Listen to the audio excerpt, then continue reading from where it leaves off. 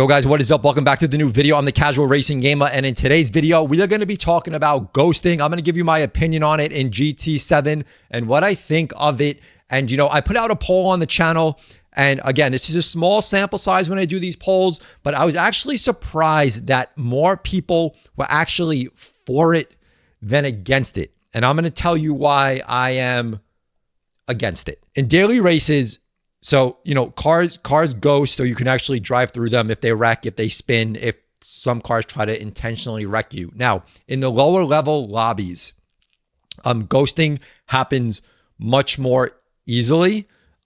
So like every little thing almost will ghost a car much more quicker than as you move up into higher lobbies. Now, I am a fan of this maybe a little bit in lower level lobbies, because I think in lower level lobbies, a game like GT7 on console, a lot of kids playing, a lot of younger people, they don't really know racecraft or racing.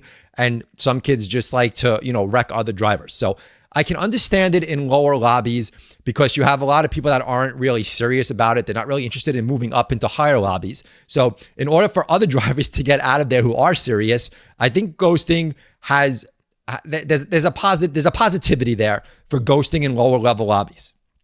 I think once you get to a B lobby, like without a doubt, I think it needs to disappear at a B lobby and above.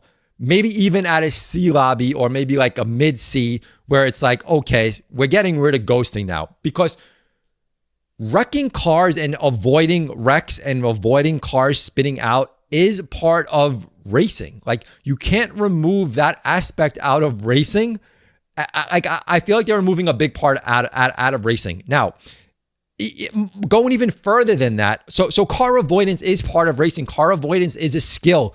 When a car is spinning out, they hit a wall, you have to make a decision. Do you think the car is going to come down the track, and are you going to go towards the car? Because a lot of times they say, go towards the car, because most likely the car is not going to be there by the time you get there. If you're thinking, oh, I'm going to go down and try to avoid it, by the time you get down there and try to avoid it, that car is spinning and it actually probably came down and hit you. So, this is a whole skill in itself on how to avoid wrecks. So right here, I'm going to show you why ghosting is a terrible thing, and I think it needs to go. So right here, this is lap one, okay? Lap one of a daily race. We're going to come into the tunnel right here, and we have some cars in front of us. Now, third place car is going to lose control here, and what's going to happen is he's going to go into the wall. Now, as this car is going into the wall, instead of me just thinking about avoidance, where he's going, I have to think about, is the car going to ghost?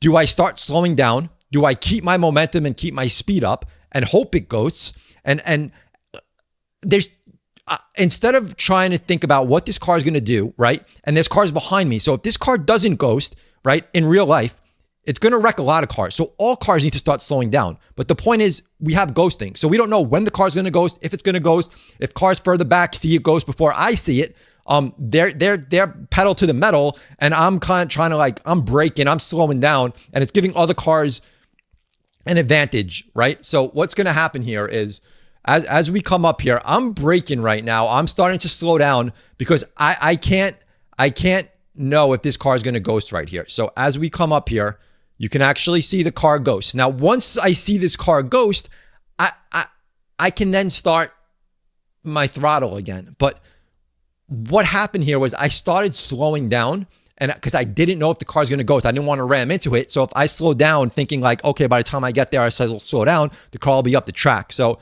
this whole thing just slowed me down and just ruined my whole momentum right here. So now that's the first issue. So the car did ghost. Now I'm now able to, pick up speed, and I'm able to go through that car now. So, okay, the car ghosted. That's great. And again, it ruined my momentum here.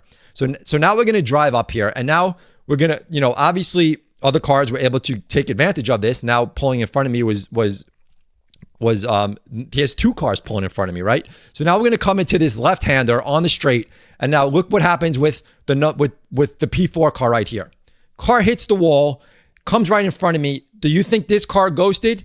He did not. I ended up hitting this car. Now, how come when this car hit the wall, like GT7 should have known what that car was going to do, right? And it was going to actually ram into me. So how come this car I was able to hit and ram into me, But the other car, they were able to ghost and I was able to go through it. Now, this is just inconsistencies. You're either going to ghost a car or you're not going to ghost a car when it wrecks. You can't decide like, oh, you're too close to this car, so we're going to let you wreck it. Oh, but if you're, 4 feet further back, we'll ghost it in time for you to go through it. Like, I don't think that's right. I don't think that's fair. I think there's a lot of disadvantages to that. So I think better drivers don't need ghosting. I think you need to get rid of it. And I know, people like it because it might save them from races. But like, you have to think, if you knew there was no ghosting, your driving would be different when you see cars wreck and you see cars spin, because everyone would have to be avoiding it. Not if you're too close, you get hit, you're going to hit that car. But then, when everybody hits, then all you guys ghost and the guy behind you just goes through everybody.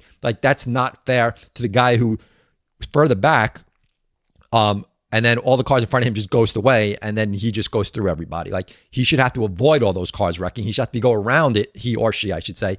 And like, that would be more fair. So for me, that is why I am not a fan of ghosting. I think it's part of the driving skill, and I think it's just part of racing in general. Now, I'm curious what you guys think. So leave me your comments down below. Are you a fan of ghosting? Are you not a fan of ghosting? And then let me know why. And I know a lot of people are going to say, oh, it helps me avoid a lot of incidents because, I was able to go through cars. But just think of, everyone would be affected if cars didn't ghost. So even the cars behind you, would all have to rearrange. People would have to start driving differently. And again, it's a guessing game. You don't know when a car is going to ghost, if a car is going to ghost. And do you drive through the car? I don't know. It's just too confusing. And I think they really need to fix it. And I don't think they're going to. I think it's going to be here forever just because I don't know. I don't think they're going to remove it. But I wanted to give my opinion on it because it's so inconsistent and it's so frustrating. And I think it's not needed once you become, into I just start moving up.